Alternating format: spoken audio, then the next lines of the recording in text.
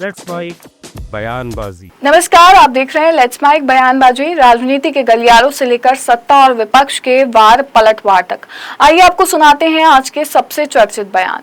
राजस्थान के पूर्व मुख्यमंत्री अशोक गहलोत ने कांग्रेस में गुटबाजी के आरोपों को खारिज करते हुए कहा कि पार्टी पूरी तरह एकजुट है। मीडिया से बातचीत में गहलोत ने कहा कि राजस्थान में कोई गुटबाजी नहीं है, देश में कोई गुटबाजी नहीं है, कांग्रेस एकजुट है। अगर किसी को कोई भ्रम है तो उसे दूर कर लेना चाहिए। उन्होंने कहा कि कांग्रेस की एकता पर बार बार सवाल उठाए जाते हैं, लेकिन इन बातों में कोई दम नहीं है। गहलोत के इस बयान को राजस्थान कांग्रेस में कथित गुटबाजी की चर्चाओं के बीच महत्वपूर्ण माना जा रहा है।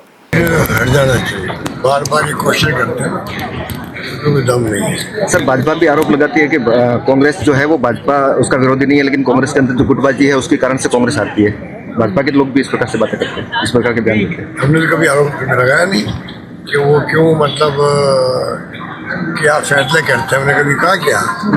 हमने कहा कि अभी चुनाव हुए राज्यसभा के, आपने राठौड़ को टिकट क्यों नहीं दिया? हमने कहा क्या बात? सर, अगर मैं बात कहने की बातें बहुत हो सकती है उनके बारे में, हम तो अभी बोलते ही नहीं है। वो बोलते रहते हैं हमारी पार्टी के बारे में। सर, पंचायती राज चुनाव और स्थानीय निकाय चुनाव को लेकर के लंबा समय से तो सबको मालूम है कि इतने घबराए हुए हैं कि साफ हो सकते हैं चुनाव के अंदर पंचायतों में स्थानीय निकाय।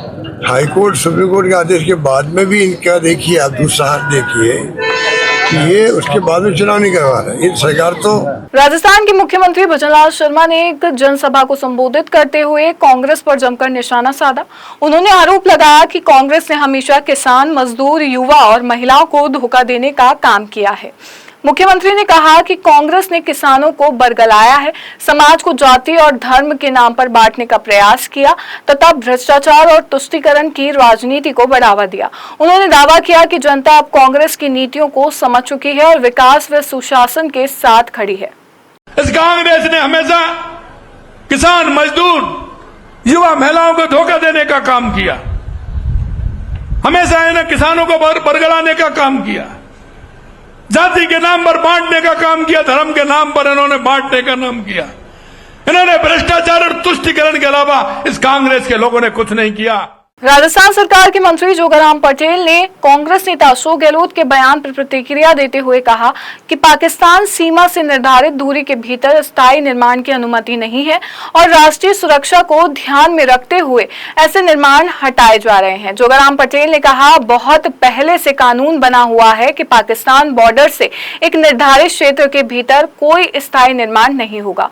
पूर्ववर्ती सरकार की तुष्टीकरण नीति के तहत कई स्थायी निर्माण और धार्मिक गतिविधियों से जुड़े ढांचे खड़े कर दिए गए थे। लेकिन इस प्रकार का जो बयान दिया है उसे किस तरह देखते हैं अशोक गहलोत जी के इस बयान को?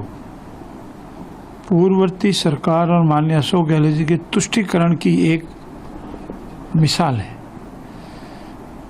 बहुत पूर्व में ये कानून बना हुआ है कि पाकिस्तान की बॉर्डर से एक निर्धारित अवधि के भीतर कोई भी तरह का कंस्ट्रक्शन नहीं किया जाएगा और वहाँ कोई अलॉटमेंट भी नहीं होगा, न स्थायी निर्माण होगा। अनेक लोगों ने पूर्ववर्ती सरकार के तुष्टीकरण की नीति के तहत अस्थायी निर्माण हो, अनुचित धार्मिक गतिविधियों के स्थान हो, इनका निर्माण कर दिया। और राष्ट्रीय सुरक्षा को ध्यान में रखते हुए जब केंद्र सरकार के ध्यान में ये लाया गया कि ऐसे जो निर्माण है वो निर्धारित परिधि के अंदर है।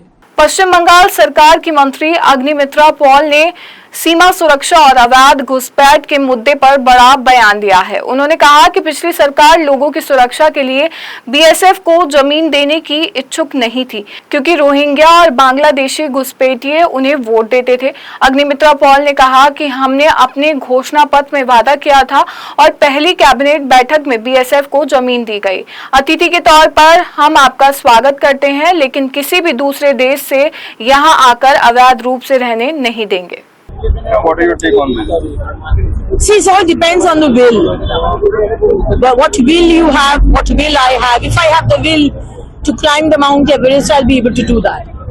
Last governments didn't have the will to give land for security of the people of West Bengal and Bharat to the BSF. They didn't have the will. And the reason is very clear. Because these Rohingyas, these Bangladeshi infiltrators, they were asked to come in. The previous governments got them Aadhaar card, voter card, and they voted for the previous government. We don't have any intention of that sort.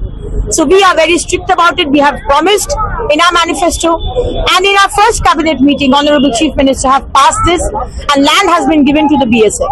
Now, if the Rohingyas or the Bangladeshi people are getting Congress नेता पवन खेड़ा ने कहा, जहां पहले कमल नहीं खिल पाया वहां कीचड़ फैलाया जा रहा है। ऑपरेशन कीचड़ उनके अहम को इतनी चोट लगी कि 400 का नाम देकर 240 पर अटक गए, तो अब सांसद खरीद रहे हैं। ऐसा क्यों कर रहे हो? किस पर भरोसा नहीं है? क्या सरकारें इसीलिए होती है कि सांसद और विधायक खरीदें? झारखंड, मध्य प्रदेश हर जगह खरीद फरोख्त कर रहे हैं। वहां पहले कीचड़ बिछाया जाता है, ऑपरेशन कीचड़। तो आप हैरान क्यों हैं?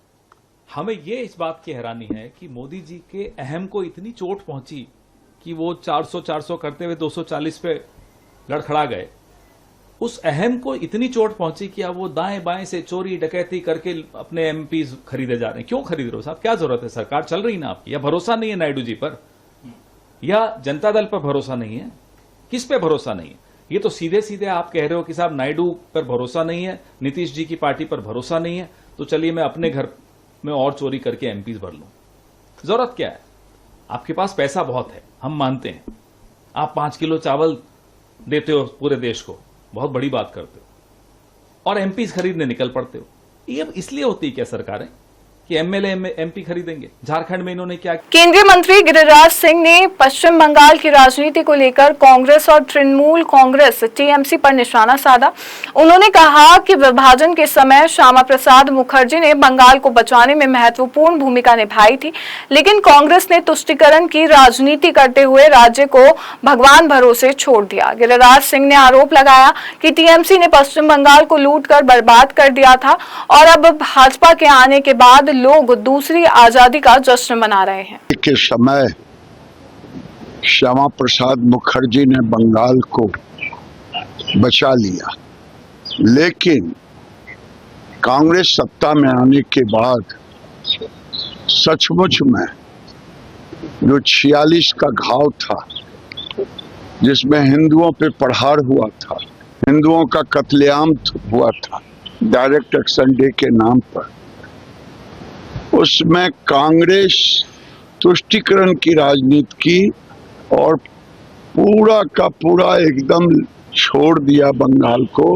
राम भरोसे, और करते करते अंत में टीएमसी ने तो लूट करके खत्म ही कर दिया था। भारतीय जनता पार्टी आई है, वहां की जनता एक तरह से जश्न मना रहा है। कांग्रेस नेता इमरान मसूद ने राम मंदिर के छड़ावे में कथित गड़बड़ी के आरोपों को लेकर प्रतिक्रिया दी। उन्होंने कहा कि यदि भगवान के घर में चोरी हुई है तो उसकी निष्पक्ष जांच होनी चाहिए और दोषियों का पता लगाया जाना चाहिए। इमरान मसूद ने कहा कि भगवान के घर चोरी हुई है, भगवान के घर हुई इस चोरी डकैती का पता जरूर लगाना चाहिए। ये लोगों की आस्था पर चोट है। भगवान के घर चोरी हुई है, भगवान के घर की चोरी और डकैती जो है निश्चित रूप से खुलनी चाहिए। लोगों की आस्था के ऊपर चोट है। लेकिन इसमें अपोजिशन की तरफ से संयुक्त रूप से जो एक बात सामने लाई जा रही है कि भाई एसआईटी गठित कर दी गई, पूछताछ चल रही है, एफआईआर हुई नहीं है, तो बगैर एफआईआर एसआईटी जांच का क्या मतलब है? ये सरकार की माया है। ये सरकार जाने ये क्या कर रहे हैं और एसआईटी के क्या मायने हैं बिना एफआईआर के, उसका कानूनी पहलू क्या है, ये तो वही बता सकते हैं, इससे पहले कोई नहीं बता सकता है।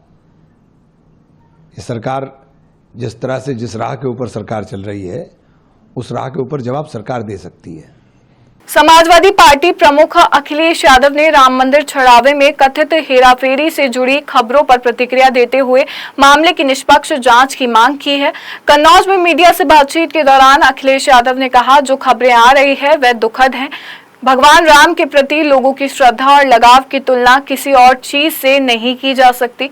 लोग ये स्वीकार नहीं कर सकते थे कि उनके छड़ावे को लेकर भी ऐसी खबरें आएंगी। समय नहीं है इस बात का कि हम लोग प्रभु श्री राम मर्यादा पुरुषोत्तम श्री राम जी के बारे में बात करें, लेकिन जो कुछ खबरें आ रही हैं, जो कुछ लोग देख रहे हैं, बहुत दुखद है। लोगों को बहुत ठेस पहुंची है। प्रभु राम के प्रति श्रद्धा और उनके प्रति जो लगाव है भारत के लोगों का, वो हम कभी किसी से तुलना नहीं कर सकते। लोग कभी ये स्वीकार नहीं कर सकते थे कि उनके चढ़ावे के बारे में भी ये खबरें आएंगी। सरकार ने एसआईटी जरूर बनाई है, लेकिन क्या एसआईटी को निष्पक्ष काम करने देंगे, ये भी एक सवाल है बड़ा।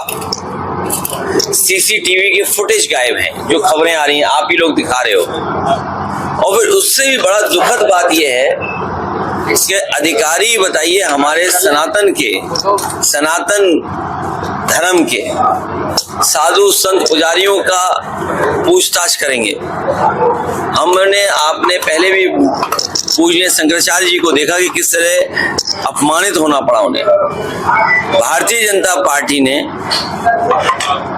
ये साबित कर दिया है, तो धर्म से ज्यादा उन्हें धन से प्यार है। केंद्रीय मंत्री अर्जुन राम मेघवाल ने राम मंदिर चंदे में कथित हेराफेरी के आरोपों पर प्रतिक्रिया देते हुए कहा कि मामले की निष्पक्ष जांच की जाएगी और दोषियों के खिलाफ कार्रवाई होगी। बीकानेर में मीडिया से बातचीत के दौरान मेघवाल ने कहा, योगी आदित्यनाथ ने कल साफ कहा कि 15 दिन का समय दें, पूरी जांच होगी और जो दोषी पाए जाएंगे उन्हें जनता के सामने लाया जाएगा। एक एसआईटी का गठन हुआ है।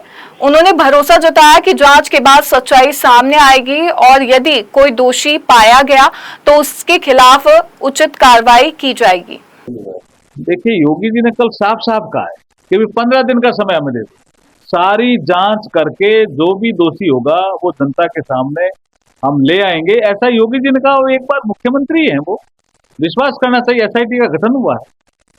राहुल गांधी जिस तरह से युवाओं को अभी जिस तरह से भाषा इस्तेमाल कर रहे हैं और वो कह रहे हैं कि मैं अलग लगाऊंगा, मोदी सरकार की ओर से युवा बर्बाद हो रहा है, इसको लेकर देखिए राहुल गांधी जी अशांति फैलाने की दिशा में बढ़ रहे।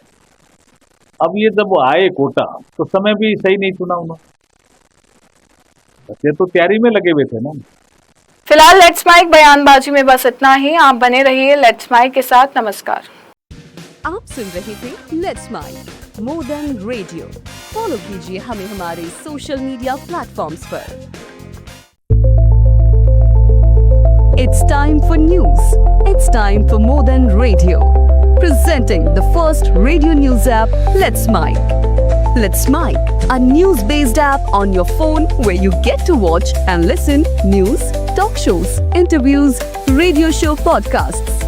On Let's Mic, you get all relevant information of TV, print, radio, podcast, and digital.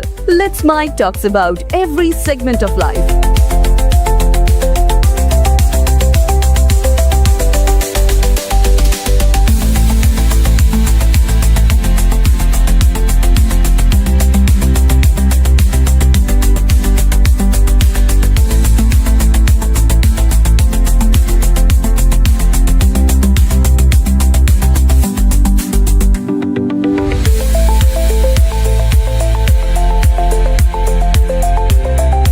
Download the app now from Play Store. Available both on Android and iOS mobile phones. Follow us on YouTube, Instagram,